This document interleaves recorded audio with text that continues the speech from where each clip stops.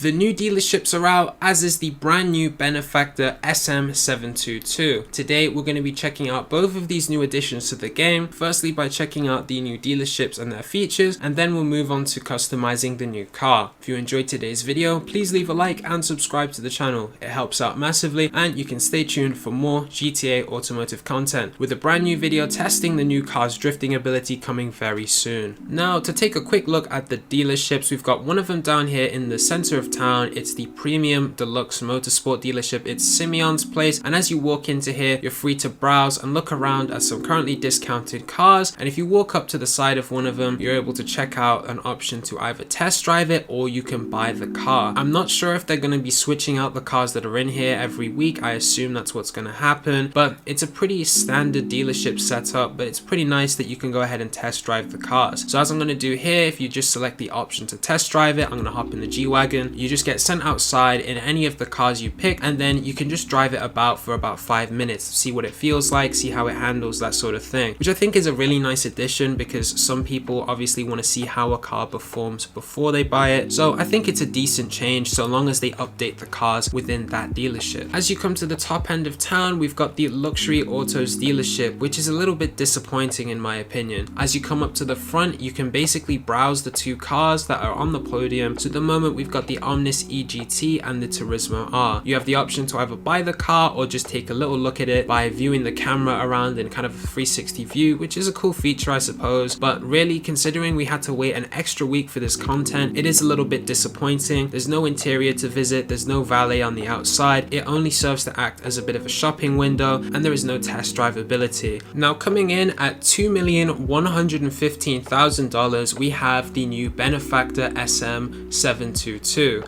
This car is based off of the Stirling Moss SLR, and we're going to be tuning it up and seeing how it is. So I'm just going to go ahead and put some standard upgrades on it, and let's take a look at the front bumper options. So you've got the racer bumper here, we've got the arc bumper, the speed bumper, we've got the carbon variant for that, we've got the Speed Mark II bumper, and then a carbon version for that. So there's definitely a lot of influences for kind of a track style build on this one. I think I'm going to go with the arc bumper though, it looks pretty good. Then we're going to go to the rear. We've got the carbon street diffusers, we've got a carbon variant, we've got the race diffuser, we've got the carbon racer diffuser, and the speed diffusers. Let's go with that one. Coming down to the engine, we'll just max it out. There's no engine upgrades like the Tuners DLC cars. And on the exhaust, we've got a few different exhaust options available here, so I'll just scroll through them now. And we've also got these pretty nice side exit exhausts, so I think I'm going to go with those. Now coming over to the hood options, we've got 5 of them available. Let's take a look through them all. I'm quite liking the look of that first one though, the speed hood. I'm not the biggest fan of those little vents we got on the front end, so that's quite nice. I'll quickly change the color. I think I'm going to end up doing a silver sort of style like the IRL build. Let's take a look at the liveries we got though. We've got, okay, 11 available. Let's see, we've got the black and red stripe. So just kind of a racing stripe if you're into that. We've got the white stripes. Got this nice sort of two-tone style almost on the back. This arrow green one is pretty sick actually if you want to go for a race build. Then we got these Racer 11 and 10 ones. I'm not sure why my clip kind of jumped forward there. We got the diamonds one here, and then the fading bands. It's quite sick actually. And then we've got the speed livery right here. So if you want something a bit more crazy. I am quite liking though these two racer ones here, the 11 and 10. I think I'm gonna go with the 11. I think it will match a little better with the color I'm gonna put on the car. Now, we can't make a Stirling Moss build and not have a red interior. That's kind of just the point. It is an absolutely sick color. So let's just go ahead and slap that on real quick. Do the car some justice. Yeah, let's go ahead and put on that garnet red. Then coming up to the roof accessories, we've got these arc roof bars, which are a little bit odd, a bit out there, pretty funky. But, you know, if you want that, it's there. Now this car has a decent amount of customization, to be honest. Let's take a look through the splitter options. We've got a lot of kind of track inspiration for this car for sure. So any racing enthusiasts are probably going to have an absolute blast with this. I think though I'm going to go with the race splitter. I'm not the biggest fan on the kind of split ones. Let's take a look at the skirts available. We've got pretty much just kind of standard GTA side skirts, nothing like too crazy or special in my opinion. I was just scrolling through all of those. We've got the 13 options available.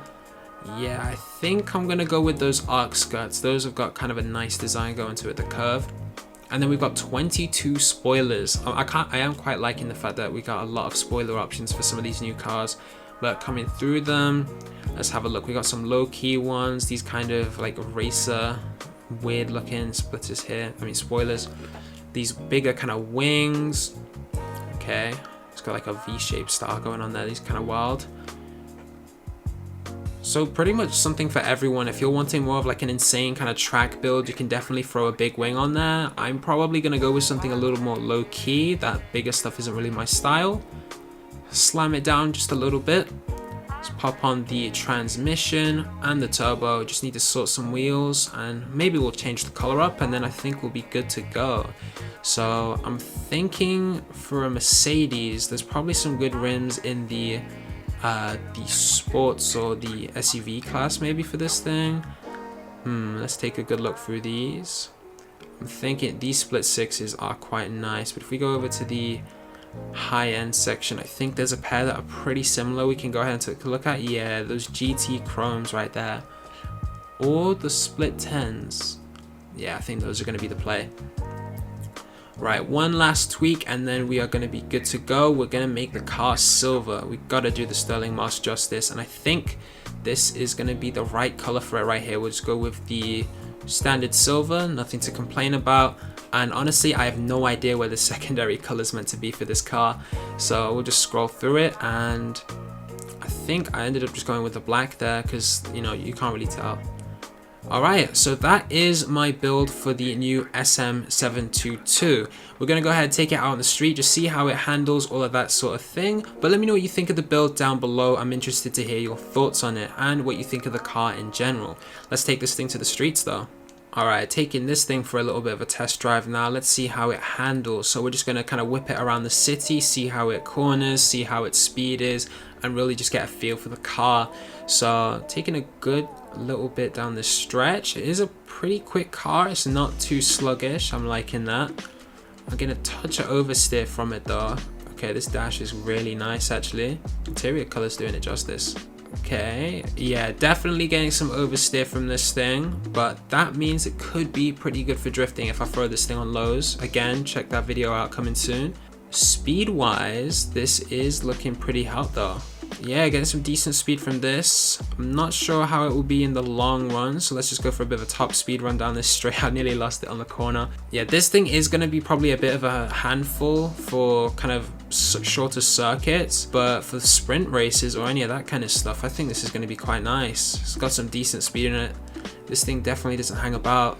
Yeah, this is sick. Okay, generally, I think from what I'm seeing so far, the car's got decent customization options available, like a decent range, you know, some good liveries, some good body mods, that kind of stuff.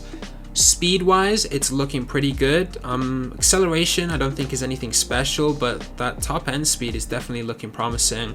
Handling wise, it's pretty smooth, but touch of oversteer here and there. Overall, I'm not too sure if you could say this car is worth its price, as you're putting in just over 2 million quid for this car. If you're a big fan of the SLR, the Stirling Moss, or you're a racing enthusiast, I think you'll like the car, but for the average GTA player, I'm not sure if it's worth the investment. Let me know your thoughts down below. I'd love to hear your feedback on both the car and the dealerships, and click here to see me test out the new DLC cars and how well they drift. Thank you all very much for watching. I hope you enjoyed and have a wonderful rest of your day.